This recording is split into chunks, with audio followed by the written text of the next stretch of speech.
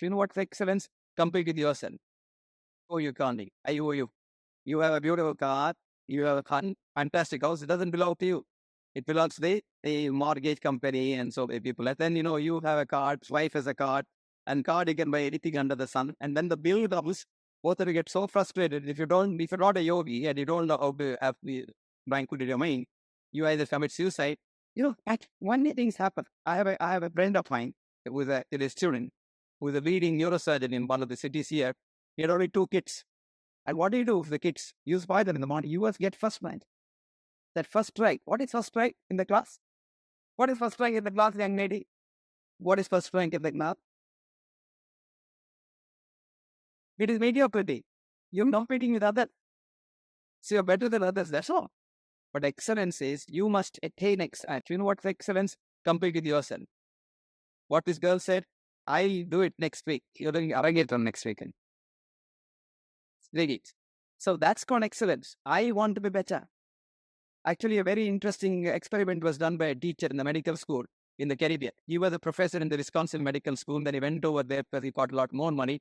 But he found all kinds of students that would badly different. And some of them were so bad that they couldn't understand come off. But then if he did this first try business, they won't fail. So what he did was he took the best so-called the toppers and told them, each one of you will have to teach two of these and see that they pass, then you will get the pass. And would you believe at the end of the class, everybody passed. And those boys, when they were brought to Wisconsin Medical School, were better than the regular Wisconsin Medical School ones.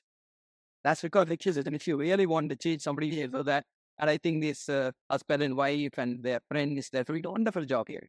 Transforming society. Nothing can be better than that. Where did I go? I am supposed to talk about yoga. Then your first minute, I will tell me what rubbish are you talking.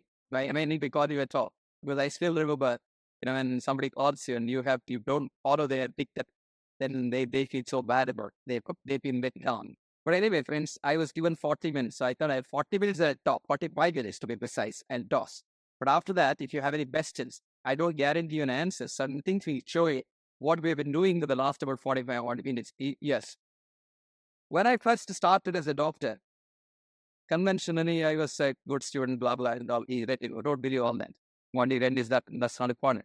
But then not first day actually, after about 2-3 months, when one day, my juniors called me at night about 2 o'clock and said, sir, Matt is brought dead.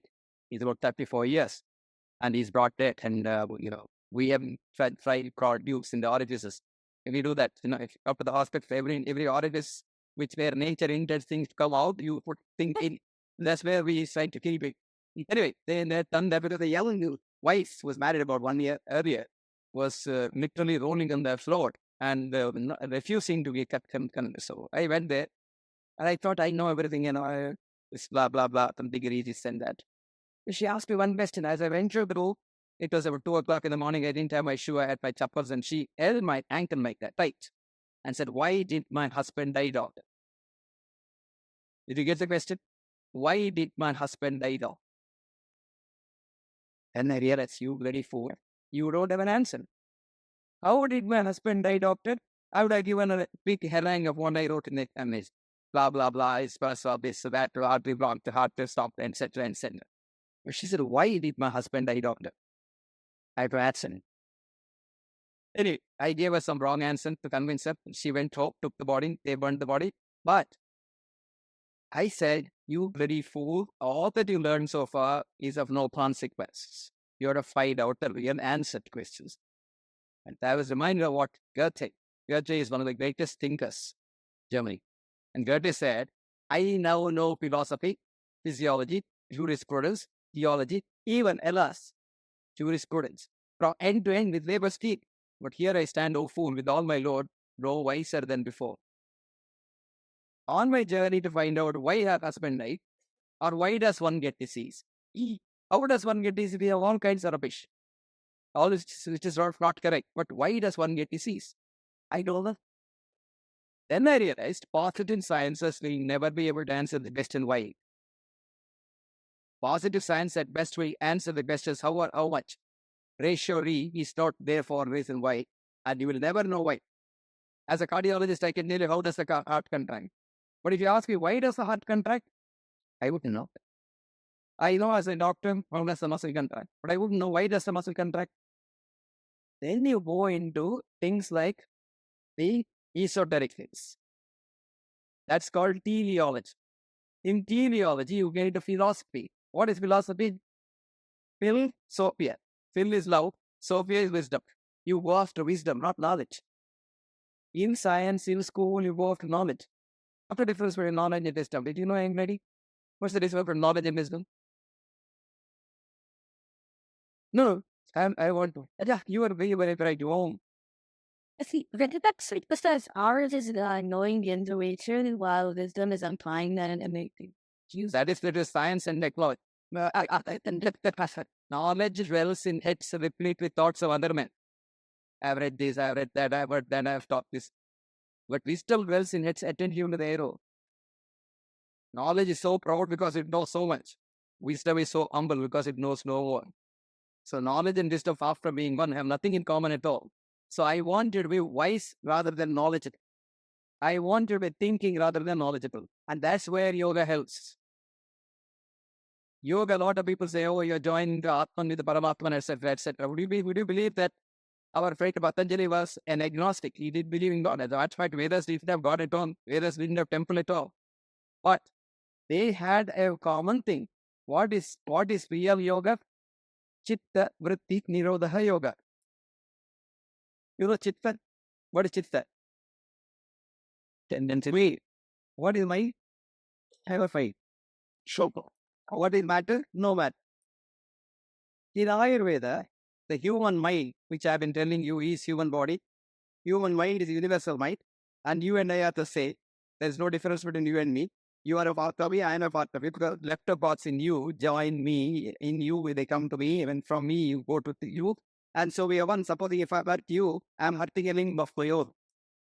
When once we become so selfish, they're saying that this is my heart, this is my wife, this is my husband, this is my boat, this is my money, this is my bed, then you're lost. Everything is me. You know the difference between I and we? When once you forget the word I and become we, you become a you. That's all the difference. I'll give you the very simple thing. I is the beginning of illness. We is the beginning of illness. That's all the difference. So if you want to be well, be right. Now, the mind has a 5 levels. A baby, a newborn baby, as it's growing, as a mind, which is like a dark room with a window. And you sit in the dark room and look out of the window. Anything comes out of the window, you smile. Have you seen a child? Young child, he smiles 500 to 1,000 times a day. How many times did you smile? You will be surprised. If you took it that child, when the child breathes in, the heart goes fast. When the child breathes out, the heart goes slow. This is called heart rate variability. I'll show you some of the experiments that we have been doing for the last 35 years. Now, when you grow older and lose that mind, manas, it's called manas in Sanskrit. And then you start less smiling because you ate the whole one. For some reason or the other, you have something against someone else. So then your heart rate does not change. Instead of, and then slow, it becomes regular. On the day it is absolutely regular, you're dead. What we have been trying to do for the last 45 years is to see if you can get you from that dying state back to the child state, for which we have to change your mind. Now I'll tell you what happens to this child when you send it to the school. The child is so good, godlike. It's almost God incarnate. You go to school and say 2 plus 2 is 4. Who told you that? In quantum physics, 2 plus 2 can be 5 also. You know, because there is what's called the delta error, theta error. You don't know what happens. That's why you send somebody to the moon, goes to the Mars and comes back and say, and then you say, oh, this happened, that happened, phone came off, nothing came off. Your calculation went wrong. That's all what happens.